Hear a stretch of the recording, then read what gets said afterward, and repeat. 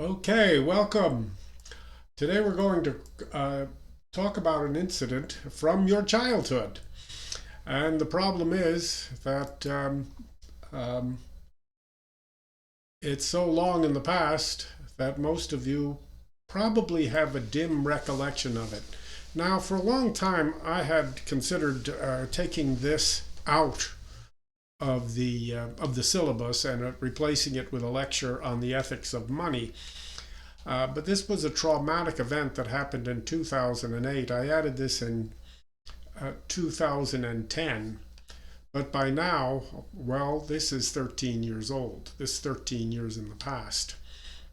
So why keep it? I decided to keep it because I think it's about to happen again.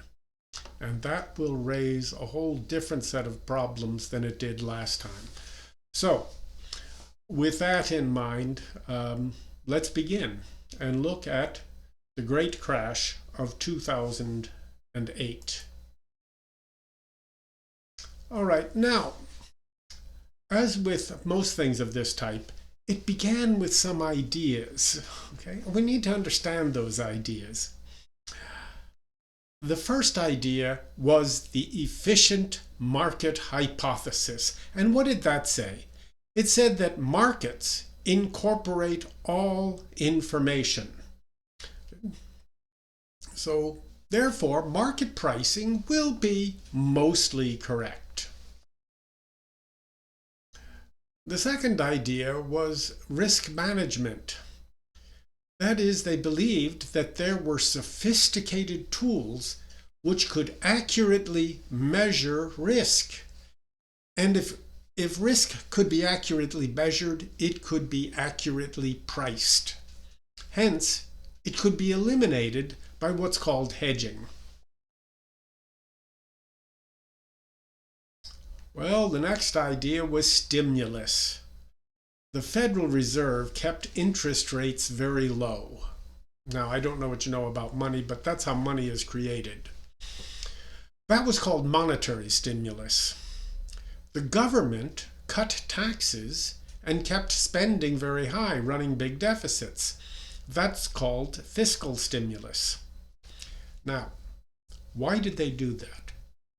Keep that question in your mind because we're going to come back to it at the end. Also, there was the idea of lax regulation. Lax regulation. Alan Greenspan, who was the chairman of the Federal Reserve Bank, brought in the banks and informed them that they would loosen enforcement. In fact, they wouldn't be enforcing mortgage regulations at all. This was combined with the repeal of the Glass-Steagall Act. Now, the Glass-Steagall Act, what was that? Well, it required that commercial and investment banks be separated. This was a response to the Great Depression, where pretty much the same thing happened as happened in 2008. Now, commercial banking is very low profit, but it's safe. Investment banking has very high profits, but it's risky. With the repeal of Glass-Steagall, the commercial banks became servants of their investment divisions. They provided them with products to sell in a way we'll see shortly. And then there was this idea of securitization. Banks moved from making loans to hold them to making loans to sell them immediately. So they made money as loan brokers rather than as lenders.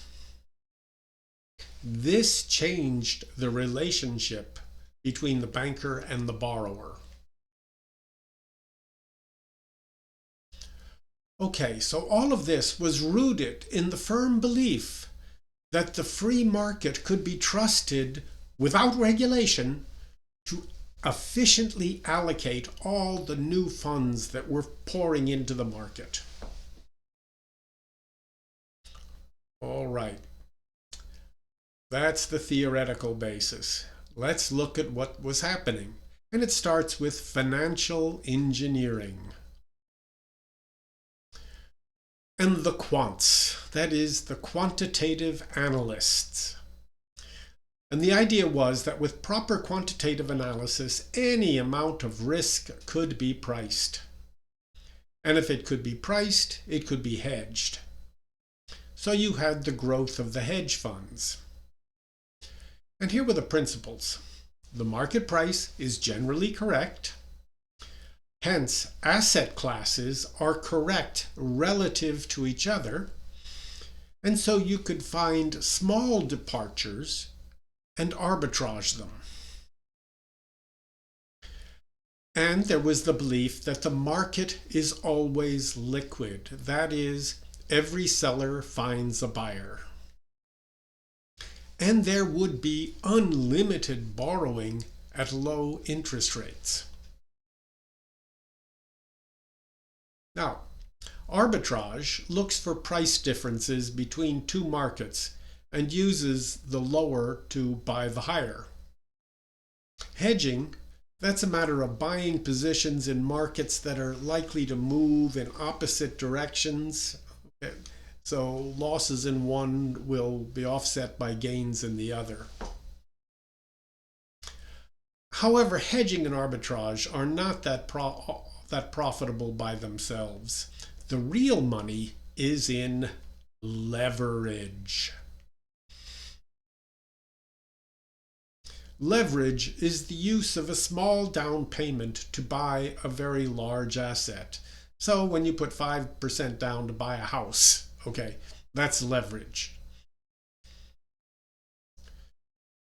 Well, here's the opportunity that arose.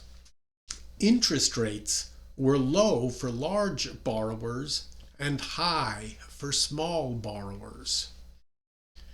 If there was a way to buy large groups of small loans, there was an unlimited amount of profit to be made. The answer was securitization, the process of combining many small loans into a large bond. Okay, here's how it worked. These were called mortgage-backed securities, or they could be called asset-backed securities, or commercial mortgage-backed securities, etc. Excuse me. So you take a pool of 5,000 to 7,000 mortgages and combine them into one security. Now you divide the income from this security into tranches. So here's how it works. So think of those, stacks of champagne glasses, with interest and principal payments flowing into them. So it flows into the top tier first. That's tranche A. And only when that tier gets filled up will it begin to flow into the second tier. That's tranche B. And only when that fills up will it flow into the bottom tier, or tranche 3C. So now the higher tranche paid lower interest but had greater security because all the money was going to come to that tranche first. Lower tranches had greater risk but they paid higher interest rates, so you could arbitrage your risk. So it works something like this. There would be a senior tranche, and it would have a AAA rating, and it would be about 75 to 80% of the whole issue. Then there was what was called the mezzanine tranche. It would be rated BBB, the lowest investment grade, and it would be about 15 to 20% of the issue. And then there was the equity tranche. It was unrated. Okay, it was not investment grade at all. And it was about 5% of the whole package. Now it was called the equity tranche because that's the only money that was actually in this. That was the down payment to buy the whole MBS. Okay, so look what happened. Mortgage loans are usually low low rated loans. But by combining them, they created AAA securities from low rated mortgage loans. All right, why would the banks do this? Well, the banks could sell their loans to a conduit, which was theoretically not part of the bank, but which they owned. Now, this conduit would buy these loans not with the bank's money, but with short-term loans raised on the money market.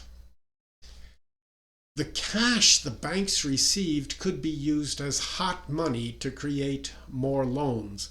Now, you have to understand fractional reserve banking to understand that, but basically, banks do not lend out deposits. They keep deposits as reserves and lend out a multiple of their deposits.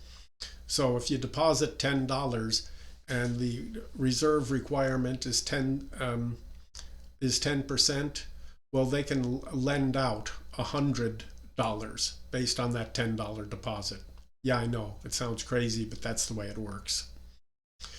Now, the conduit, and you might hear the term structured investment vehicles, packaged the loans into these mortgage-backed securities and sold them off. Now, this allowed the banks to move loans off their books and convert the cash into what was called the shadow banking system.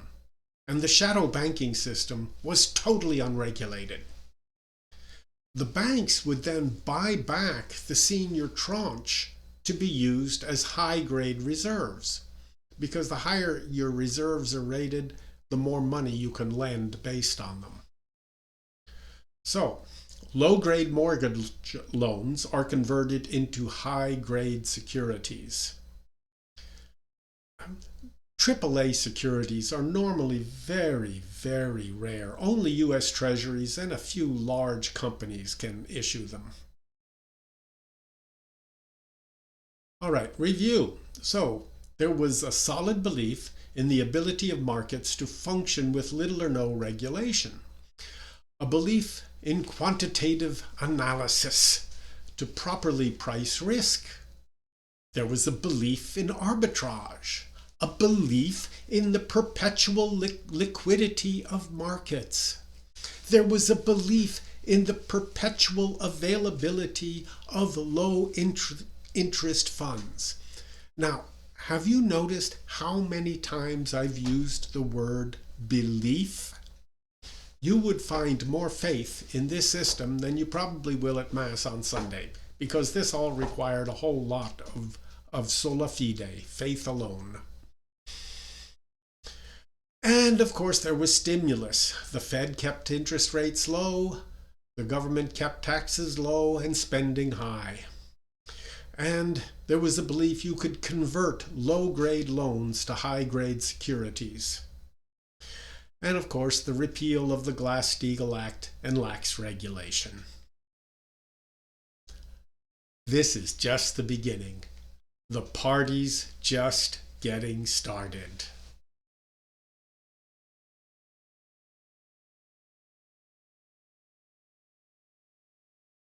More engineering. CDOs, CDO squared, CDO cubed. The MBSs had a problem. The investors and the banks liked the senior tranche. The hedge funds liked the equity tranche. Nobody wanted the mezzanine. Okay, no problem. Convert them into a new security, the CDO. And by the way, as we go through this, don't worry about the terms. Okay, they're just clever names for sophisticated betting slips, so don't worry about it. The CDO is a collateralized debt obligation. Here's how it worked. All right, there's your MBS and your CDO. So the money's flowing into the MBS, right? From the top, as we saw, the money flows into the senior tranche, then goes into the mezzanine tranche. But nobody wants to buy this. That's all right. Flow it into the senior tranche of a CDO. You see what just happened? Well, then do it again. Here's your CDO and CDO squared. And repeat it again. CDO to CDO cubed. Do you like this? Is this fun? Let's review this. So you start with the MBS, senior mezzanine equity. You take the mezzanine and you flow it into CDO. You take its mezzanine and you flow that into a CDO squared, and you take its mezzanine and you flow that into a CDO cubed. So think about this. Starting with an asset loan, I mean the only real loan in the whole process, you create a AAA tranche mortgage-backed security. From the lower rated tranche, you create a AAA CDO, and from its lower tranche, you create a AAA CDO squared, and from its lower tranche, you could create a AAA CDO cubed. This, of course, is nonsense, but it still wasn't enough.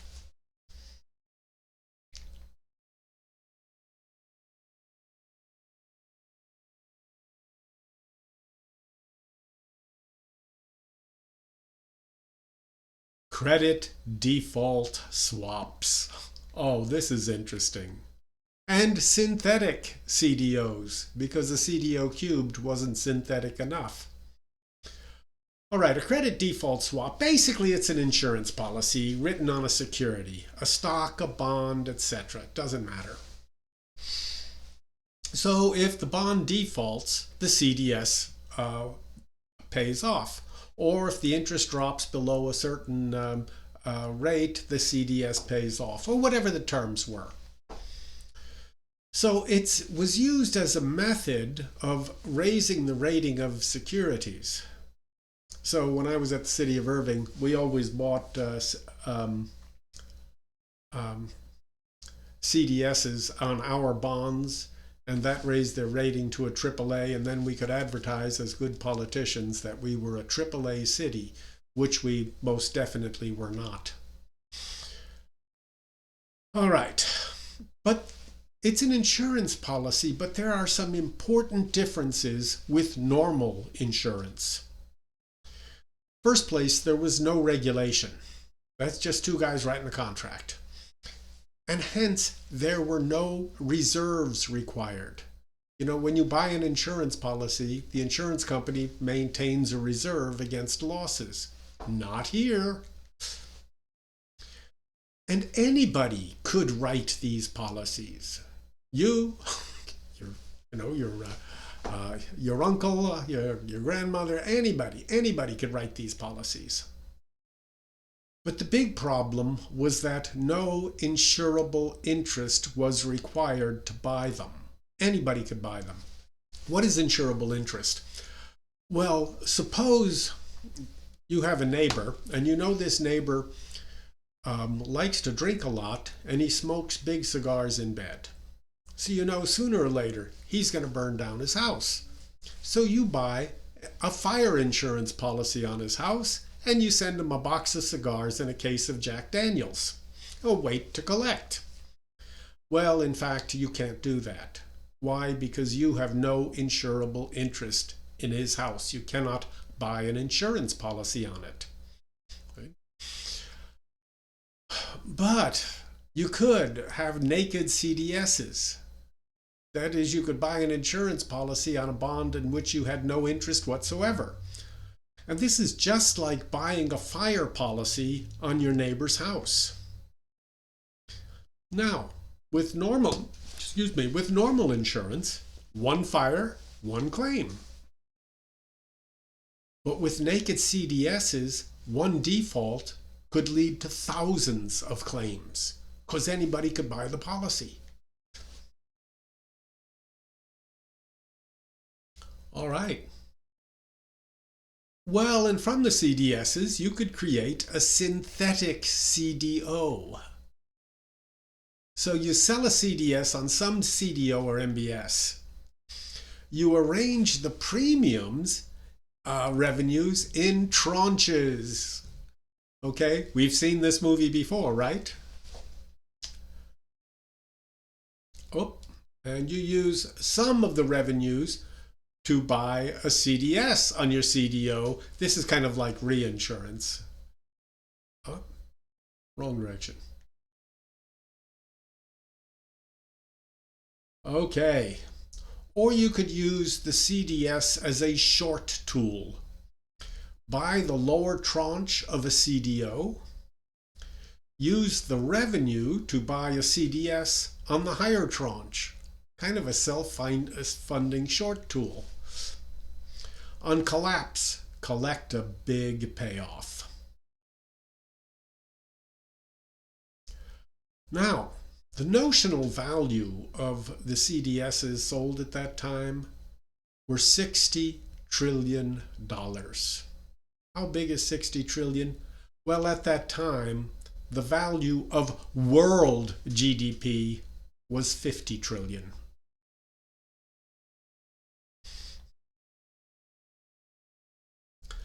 Look what's going on here. Look how crazy this all is. Think of an inverted pyramid here. And at the bottom, this whole thing is balanced on that tip, and that tip is a home. It's the only real asset in the whole system. So the home has a mortgage. That is a loan. Now that mortgage is sold to a conduit who buys it with a loan. And they package it into an MBS, which investors buy with loans, with 3% loans. And they package that into the mezzanines into CDOs, which are bought with a loan. And you have the CDO squared, and the CDO cubed, and the CDS, and the synthetic CDO, and the short CDS. All of it is based on this one guy at the bottom. This guy right here trying to make his mortgage payment. He's the only cash in the system.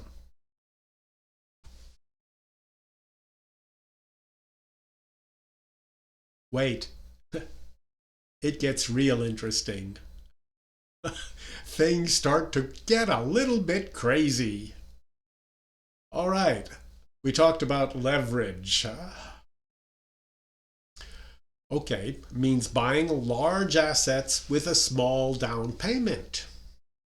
Hedge funds were leveraged anywhere from 30 to 1, that is, they bought with 3% down, up to 80 to 1, that is, they bought with 1.25% down. All right, so you use 3% down to buy securities, which were bundles of loans, which were bought with 3% down, which were bundles of loan bought with 3% down, etc., etc. Now, in the business, this was called gearing, and you can see why. Okay. So there's lots of money in the form of loans and credit and whatnot in the system, but there's not really that much capital. There's not a lot of cash. So there was huge profits, but a small drop in values wipes out the capital. And frankly, it was based on faulty math. The quants had assured everybody that risk was properly priced. Now, this theory, the Black-Scholes theory, had won the Nobel Prize in economics. And it had been tested in a hedge fund called Long-Term Capital Management. Well, Long-Term Capital Management went bankrupt in 1998.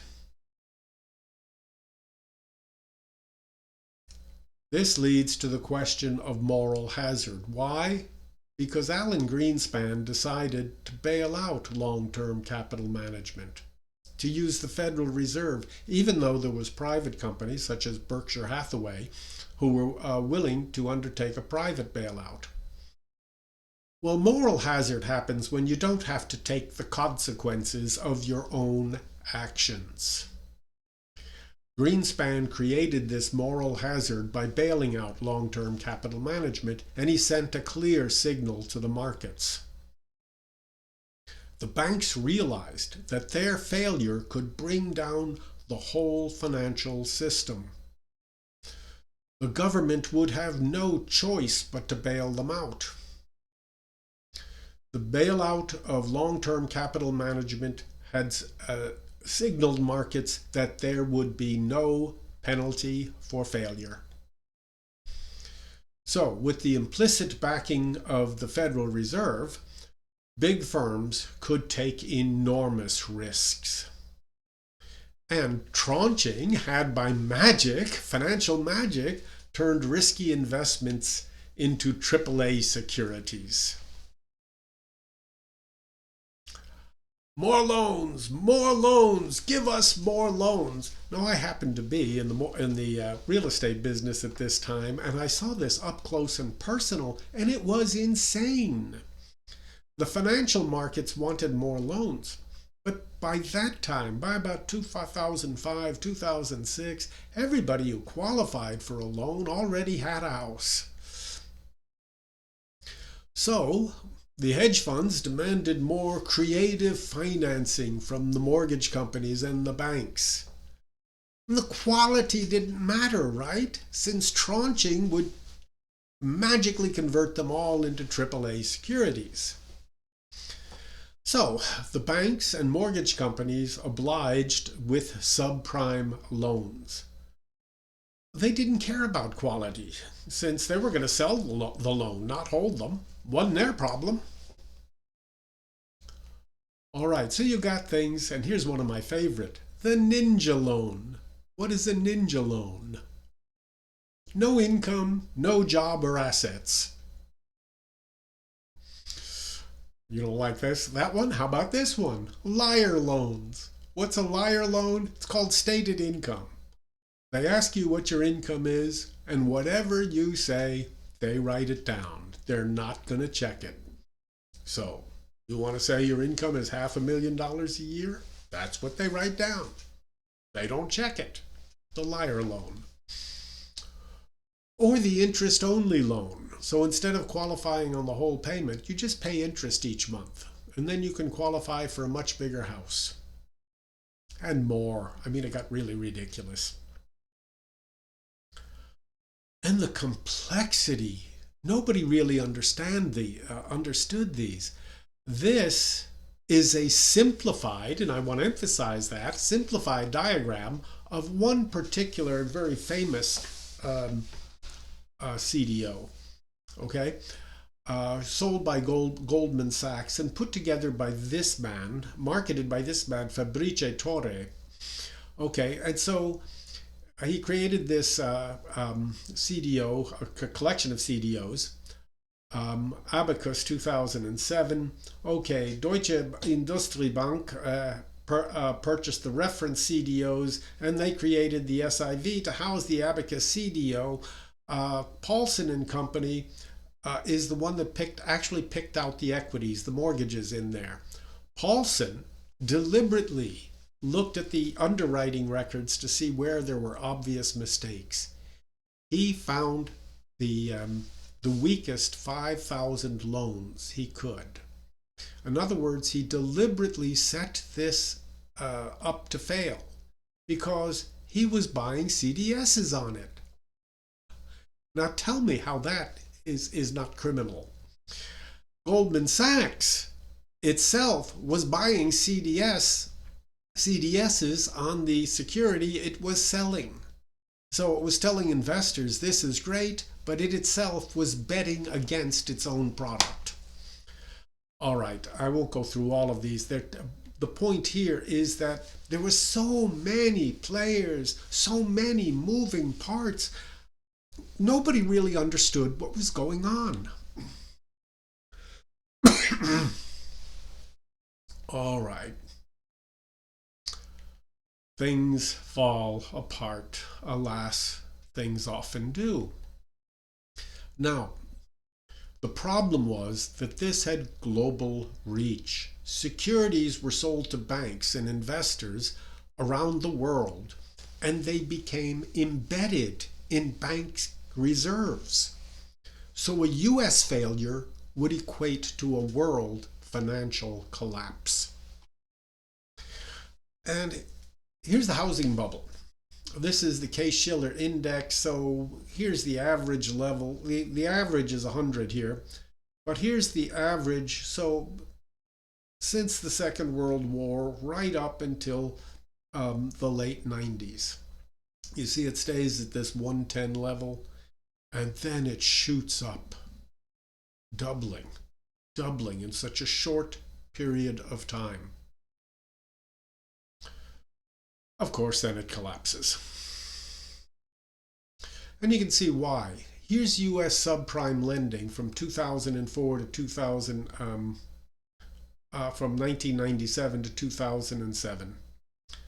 Look at how it suddenly shoots up in 2004, 5, and 6. Of course, it collapses in 7. This is percent of mortgage originations. So 20% or more of all mortgages were subprime mortgages. And this is the securitization market. This is billions, so this is 2 trillion here. So look how the securitization market grew. CDOs, asset-backed securities, commercial mortgage-backed securities, residential mortgage-backed securities. But by late 2006, borrowers were having difficulty repaying their loans. The CDOs began to fail. That wouldn't have been a problem, but the contagion was spread by CDSs. Remember, you had these fire insurance policies, but instead of one fire, one claim, you had one fire, thousands of claims. This means that money had to be raised to pay off the CDSs because they weren't keeping reserves. So they had to sell assets. All right, here's a timeline of the recession. This is interesting to go through. So July 19th, 2007, Dow Jones hits its high point. It's 14,000 for the first time in history. By August, there's a credit crunch. I'll let you go through this. It's an interesting story. That'll give you sort of an overview of what's happening. But let's look at this question. Why? Why? I mean, after all, why was the housing bubble encouraged by the Fed? Why did the government and the Fed not act sooner? Why did financial markets, people who are supposed to be very, very sophisticated about these things, not recognize the obvious dangers of things like CDSs and CDOs cubed and things like that? Well, here's the truth. There was a silent crisis going on at the time. Even during the expansion, so supposedly we had an expansion between 2001 and 2007, most sectors of the economy were actually shrinking. So from January 2001 to December of 2007, air transport lost over 100,000 jobs. The apparel industry lost 300,000 jobs. The chemical industry lost 119,000 jobs. But manufacturing lost 3.4 million jobs. So by boosting the housing market, they felt they could create the appearance of a boom. And if people felt they were in boom times, they'd keep spending and may perhaps actually create a boom.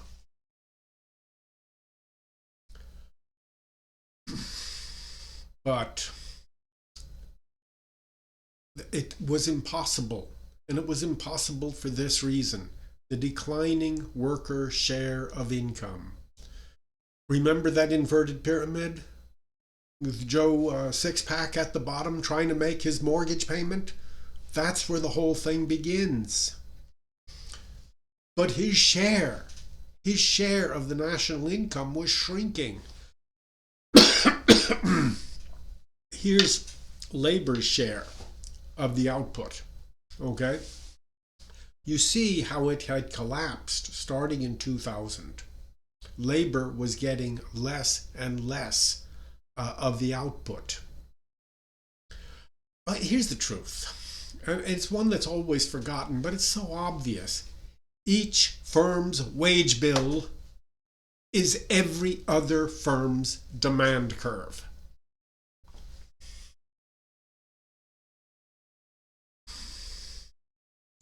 Debt repayment depends on strong worker incomes. But the opposite was happening. The FIRE economy had replaced the real economy. The FIRE economy? What's that? FIRE is finance, insurance, and real estate. Okay? So look at this. Just after the war, the FIRE economy was less than 11% of the economy, while manufacturing was rising to about 27-28% of the economy. And from there, it would fall steadily. So the FIRE economy and the manufacturing economy changed places. So we became a people, no longer a people who made things, but people who sold each other insurance policies.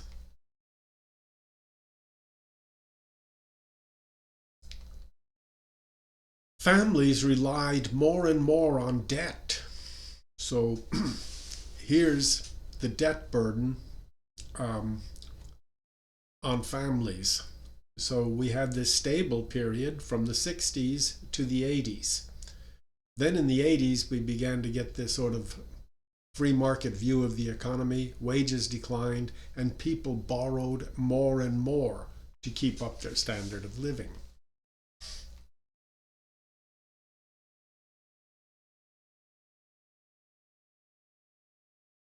In these circumstances, it made sense to keep the bubble going and then hope for the best.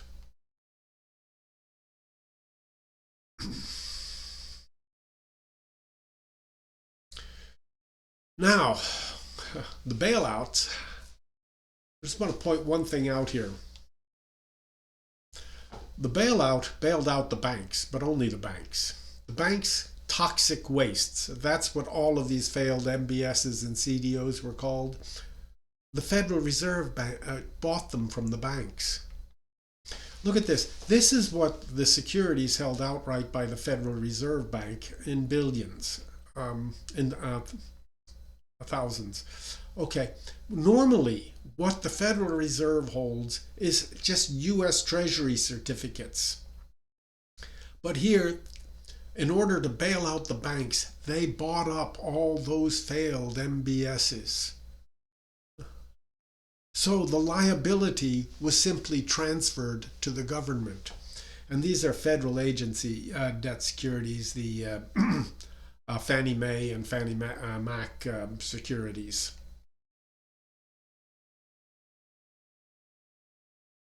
All right.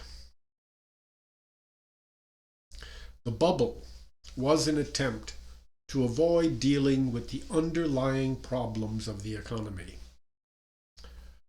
We can no longer avoid these problems.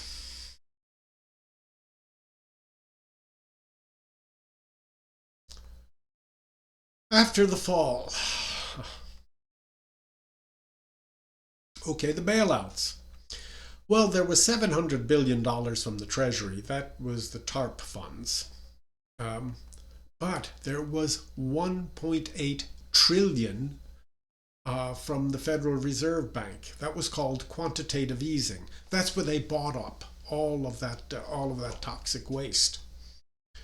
The banks and the hedge funds were made whole, but 4 million homes were foreclosed. And in fact, the people who caused the problem had their funds restored. They could now buy up all that real estate that was foreclosed and buy it up at a fraction of its previous price. 8 million people lost their jobs. So this has been called socialism for the rich and capitalism for the rest. Did it work? Well, disaster was averted. This could have been much, much worse. This really could have been 1929 all over again. And the economy has grown steadily since then. And unemployment shrank before the pandemic to its lowest level. So the economy appeared to be strong. Or is that itself an appearance? Look at this. There's a declining middle class, declining wages, and declining labor shares of income. Look at this. Labor share of income, this is similar to that chart I showed that a little while ago, another version of it.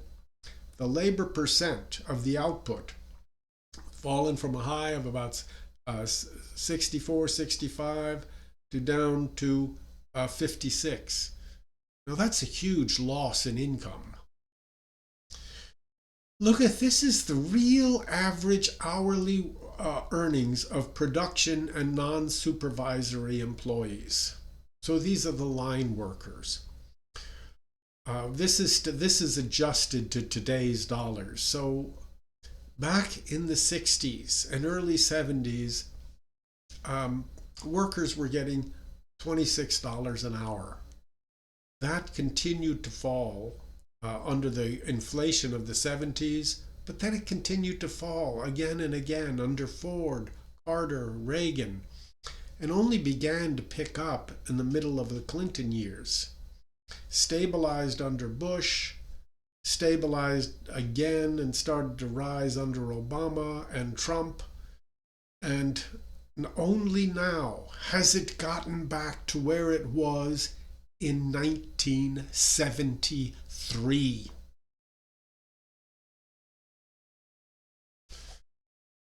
Okay, well, that labor share is the foundation of supply and demand curves.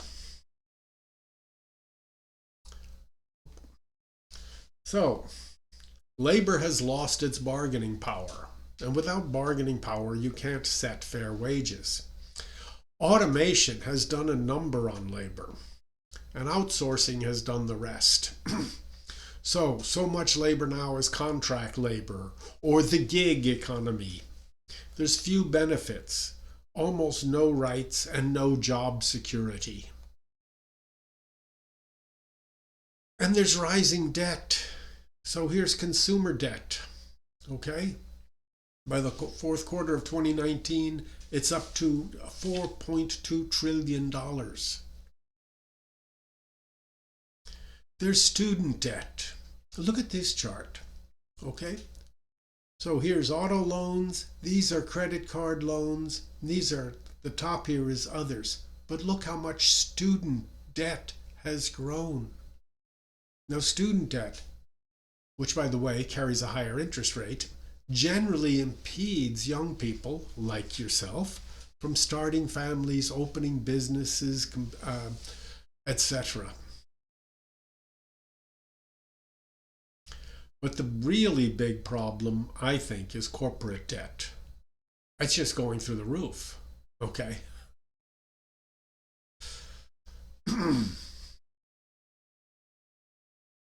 All right, and there's this growing wealth and income gap. Here's the growing income gap. All right? This is the top 1%. You see how their income has been growing since 1999? Well, here's the rest of the top 10%. They've had some growth, some significant growth. Here's the 10 to the 50%, that next 40%. Barely any growth at all, while the bottom 50% has been flatlined.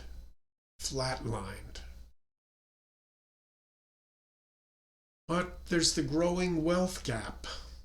Here's the wealth. This is out of date, but it's even worse now. Um, this is what the top 10% owns. This red is what the next 40% owns. That's what the rest of the country owns. These shares, this share is growing, this share is shrinking. So we've become a two-tiered society. This leads to political unrest. I don't care whether you're left, right, center, whatever it might be. The truth is, when you have these kind of economic divisions, you get class divisions, you get political divisions. You get political extremism because people are quite rightly very angry. Extremism becomes normalized. The neoliberal and neoconservative consensus is collapsing or has already collapsed. And there's this search for radical answers and the fear that they may find them. You get more social instability. You get this class-based system. So you get classes that have no interaction with the rest of society. So look around Irving, and there's about 10 or 15 walled neighborhoods. There's people who do not even meet anybody else but members of their own class. You get the re-emergence, the re-emphasis of racial differences. Why? Because we need to blame somebody. You get radical division of the classes with lots of class markers. Think about this. You get on an airplane and there's a separate line for those in first class. Why? It makes no sense. They're going to board first anyway. But it's just a marker. It's called a class marker. And it just means we're not going to share this bit of carpet with you peasants. This is a recipe for disaster. Okay. Well, where does that leave us?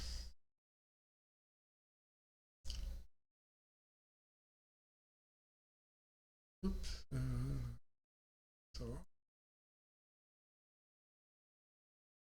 Okay. So I believe there are some questions that confront us. First place, think about the moral issues that are involved here. Is this the proper use of money? Is this the proper use of insurance? Are these class divisions, are they in any sense moral?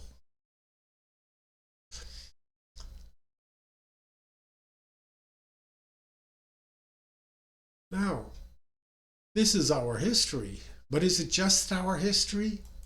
Or is it also our future? And here's what worries me. I see that a large percentage of housing is now being bought up by the corporations. BlackRock, Berkshire Hathaway, lots of big investment firms are entering the housing market big time and turning them into either rentals or Airbnbs. This worries me, quite frankly, because what I see, and I hope I'm wrong, is the same thing happening in a different form. So I think some markets like Houston, 24% of all housing units are owned by are owned by hedge funds. Okay. But here I think is the biggest problem.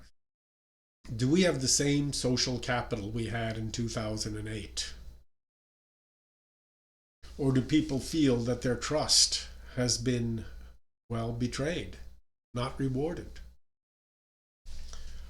I think this is an extremely serious problem that you will have to deal with. And you will have to deal with it just as you're getting out of college or getting out of professional school or at the start of your careers.